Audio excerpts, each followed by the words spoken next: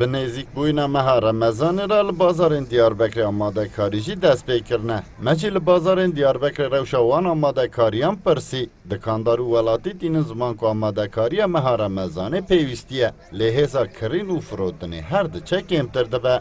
Dikandarên li bazara penêr û taştê ya Diyarbekirê jî yên pêwîstî û xurekên sifreya difroşin ji tînin ziman ku ew berheman giran distînin û ji ber berhem giranin jî welatî nikarin pêwîstiyên xwe bi dilê xwe bikirin. Berî rojiyê hebekekî normal bu ama ketine derê rojê 2 milyon 3 milyon zêde kirine.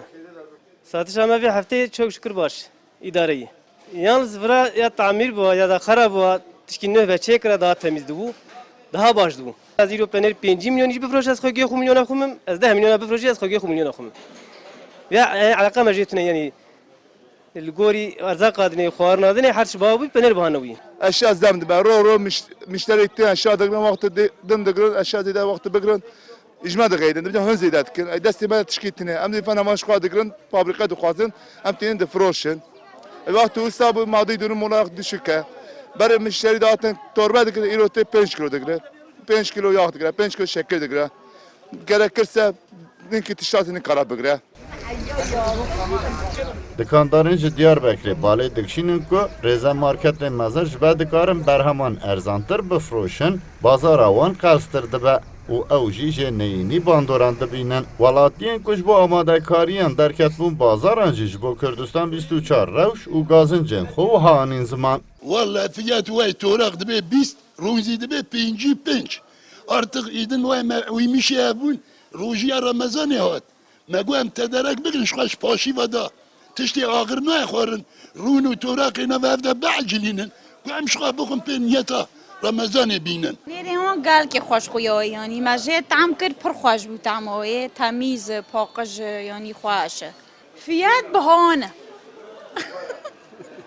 Wala fiyat gelekî bihayê êm bime yanî. Zêde biha yanî û ji ber vê de xweşe jî îş kar şighul tune.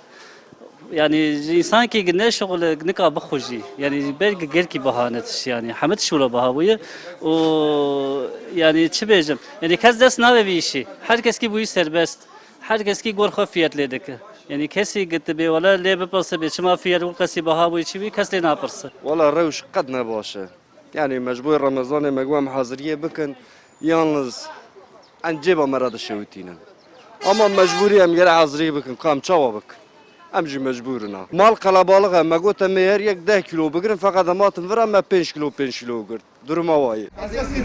Bu seferi mecbur.